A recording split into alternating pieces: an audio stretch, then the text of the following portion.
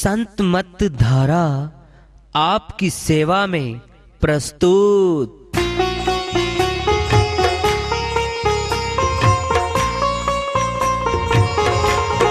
जो चाहता है प्रभु प्यारा वो आओ संत मत धारा। भक्ति भेद बता कर सारा वो कर दे भव के पारा। जो चाहता है प्रभु प्यारा वो आओ संत मत धारा।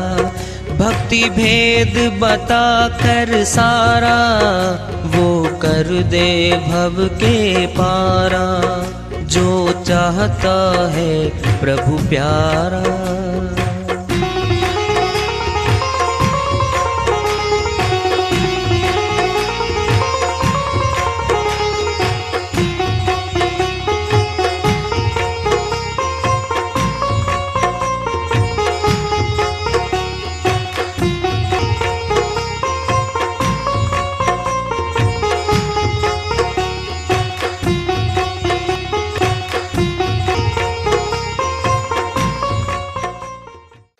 परम पूज्य सदैव स्मरणीय सदगुरु साहिब की जय हो। सतनाम साहिब। आदरणीय सर्व संतों की जय हो। उपस्थित आदर के योग प्रभु प्रेमी एवं जिज्ञासु आत्माओं, हम सभी पूर्ण पिता परमात्मा सभी सृष्टियों के रचनहार कुल मालिक हम सब के जीवन का आधार उनकी महिमा को सुनने के लिए एकत्रित हैं। मेरी सभी से अर्ज है कि मैं कोई जगत गुरु नहीं, कोई महाराज नहीं, कोई महामंडलेश्वर नहीं। मैं केवल सभी संतों की चरणों की धूल हूँ और आपका भक्ति मार्ग में सहायक हूँ। मैं अपनी सीधी साधी टूटी फूटी भाषा में, संदुकड़ी भाषा में भक्ति भेद के गूढ़ रहस्यों को उजागर करने वाले विचार आपके समक्ष रख रहा हूँ। यदि अच्छे लगे अपनाएं, नहीं तो गैर जरूरी समझकर विसार दें। कबीर साहिब की श्रीवाणी आ रही है, भजन के माध्यम से है, उसको लेते हैं। साहिब अपनी श्रीवाणी में फरमाते हैं, मत बांधो गठरिया अपयस की, अपयस की जी अपयस की। मत बांधो गठरिया अपयश की, अपयश की जी अपयश की। मत बांधो गठरिया अपयश की। जब यमराजा लेने को आवे, जब यमराजा लेने को आवे। मगरूरी निकस नस नस की, नस नस की जी नस नस की। मगरूरी निकसे नस नस की। मत बांधो गठरिया अपयश की, अपयश की जी अपयश की। मत बांधो गठरिया अपयश की। जो सतगुरु का ध्यान लगावे, जो सतगुरु का ध्यान लगावे। 84 मिट जाए मानुष की, मानुष की जी मानुष की। 84 मिट जाए मानुष की। मत बांधो गठरिया अपयश की, अपयश की जी अपयश की। मत बांधो गठरिया अपयश की। मत बांधो गठरिया अपयश की। निर्भय होए परम पद पावे, निर्भय होए परम पद पावे। फांसी कट जाए जीवन की, जीवन की जीवन की फांसी कट जाए जीवन की। मत बांधो गठरिया अपयश की। अपयश की अपयश की मत बांधो गठरिया अपयश की। अपयश की अपयश की मत बांधो गठरिया अपयश की। कहे कबीर सुनो भाई साधो, कहे कबीर सुनो भाई साधो। चूवत बूंद अमीरस की, अमीरस की जी अमीरस की। चूवत बूंद अमीरस की मत बांधो गठरिया अपयश की। अपयश की जी अपयश की मत बांधो गठरिया अपयश की। साहिब की श्रीवाणी आई है, उन्हीं की दया से मेहर सर करते इसका अनुवाद कर लेते हैं। अपयश पाप कर्म। साहिब कहते हैं, हे मनुष्य, पाप कर्म की गठरी क्यों बांध रहा है, क्यों पाप कर्म कमा रहा है। ये दुखदाई है, दुख देने वाला है। फिर आगे, मत बांधो गठरिया अपयश की। जब यमराजा लेने को आवे, मगरूरी निकसे नस नस की। क्या? जब कोई चोर पकड़ा जाता है, इंटरोगेशन होती है, सीधे सीधे बताता नहीं है, तो ज्यादा टॉर्चरिंग होती है। और जब बाहर आता है, जमानत होकर के बताता है, नस नस दुख रही है मेरी। ये तो यहां वाला सिस्टम है। फिर वो वाला, भाई साहिब झूठ क्यों बोलेंगे, पहले सोच लो, साहिब झूठ क्यों बोलेंगे। जो कुछ कहा सत्य कहा, साहिब ने सब सत्य कहा, झूठ नहीं बोला, सब सत्य बोला। जब यमराजा लेने को आवे, मगरूरी निकसे नस नस की। बहुत पिटाई होती है आत्मा की, बहुत पिटाई करते हैं यम के दूत, नस नस दुखती है। जो सतगुरु का ध्यान लगावे, ये आ गया, जो ध्यान योग में अभ्यास करता करता चला जाएगा, क्या मिलेगा? बड़ी बात मिलेगी।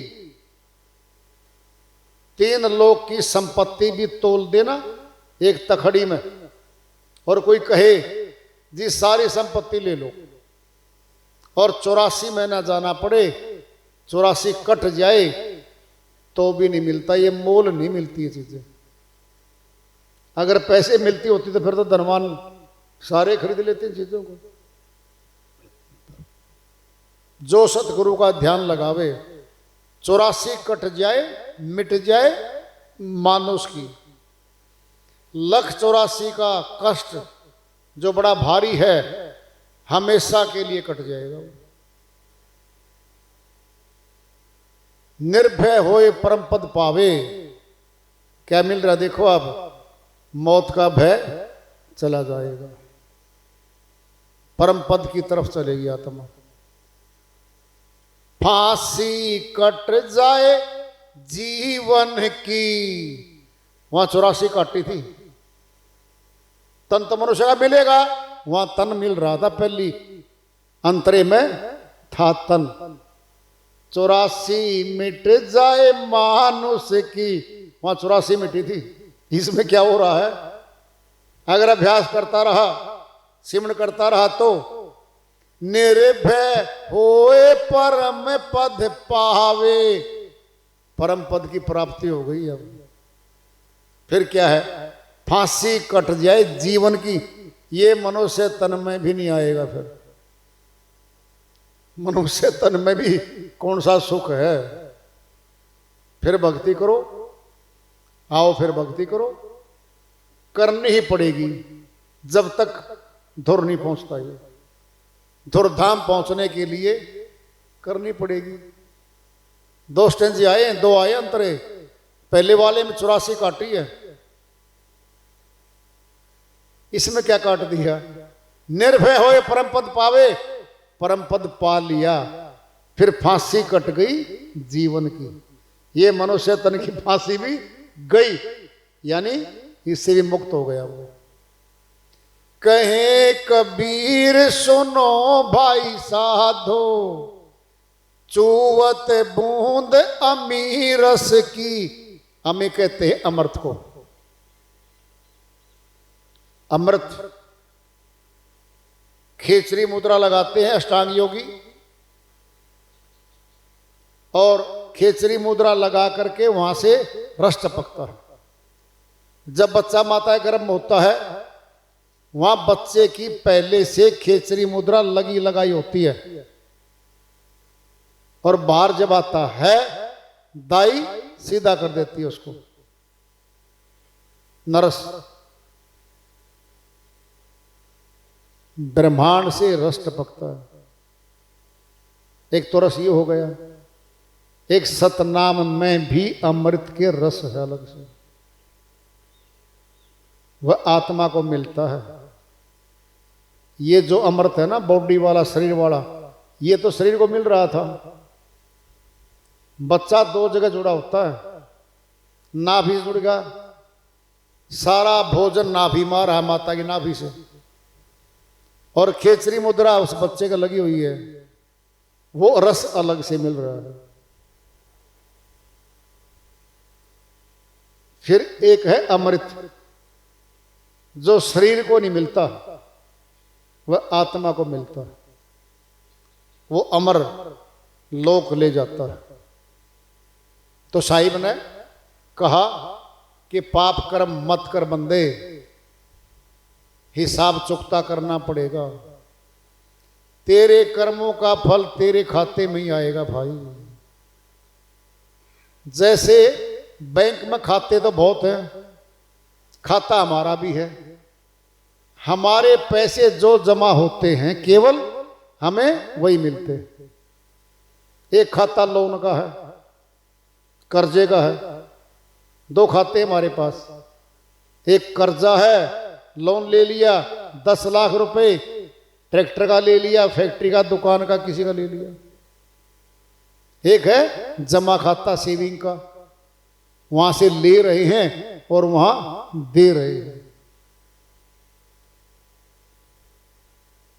तो ये सतत लगातार हमारे साथ चल रहा है। संगत का बड़ा असर पड़ता है। सत्संगियों से मिलके रहेंगे तो हमें सत्संग सुनने को मिलेगा, बुराइयों से बचेंगे, अच्छे इंसान बनेंगे, अपना कल्याण करेंगे। तो निश्चित है। एक बार दृष्टांत है पिंड में, एक राजा अपने वजीर को लेकर शिकार खेलने चला गया घोड़े पे। सुदूर जंगल में, वन में चले गए और शिकार नहीं मिल रहा है। जंगल भीड़ जंगल है, कहीं खड़े हैं वो। किसी पेड़ के पास जब गए तो तोता बैठा था पेड़ पे। तोता बोलता है, पकड़ लो, राजा आया, माल ले रहा है, जल्दी करो। तोता बोल रहा है। फुसफुसाहट सुनी राजा ने। 50-60 आदमी पीछे बैठे हैं उसके पेड़ के, वो डाकू थे। भनक लग गई राजा को। राजा बोला वजीर को, ये तो भाई इनका वो है मुखबिर, खबर देने वाला तोता, और डाकू आ रहे हैं। भाग ले। अपने घोड़े भगा लिए, पीछे लग लिए डाकू। सुदूर भागते दूर निकल गए। डाकू पीछे रह गए। राजा बोला भाई कोई कुआं, कोई पानी मिल जाता, कहीं प्यासे मर गए। आगे देखा एक कुटिया थी साधु की। तो राजा बोला भाई यहां जरूर पानी मिलेगा, और साधु के पास चलते हैं। साधु के बाहर एक पेड़ था, उस पेड़ पे तोता बैठा था। तोता बोला आओ राजा जी, स्वागत है आपका, साधु जी की कुटिया में आओ, पानी पीओ, विश्राम करो। अब राजा जी गए, साधु आए, उनका स्वागत किया, पानी पिलाया, भूखे हो चुके थे, थोड़ा भोजन भी करवाया। फिर बैठ गए राजा वजीर साधु के पास। राजा ने प्रश्न किया जी ऐसे से पीछे हम खड़े थे पेड़ के पास, एक तोता बोला पकड़ो, राजा आया है, धन ले रहा है, जल्दी करो, जाने न पाए। जी उसके पीछे डाकू थे। और ये जो तोता आपके पास है, ये कह रहा आओ राजा जी स्वागत है, साधु जी की कुटिया में पानी पियो, आराम करो। ये क्या है, जरा इसका जवाब दो। साधु बोला भाई संगत का असर है। वह डाकुओं की संगत में रह के जैसा वो डाकू बोलते पकड़ो, लूट लो, कहता वो सीख गया भाई। और ये मेरी संगत में है। आओ जी, पानी पियो जी, विश्राम करो जी, मैं बोलता हूं, ये मेरी संगत में रह के ये बोलने लग गया। यही संगत का असर है। कुसंग और सुसंग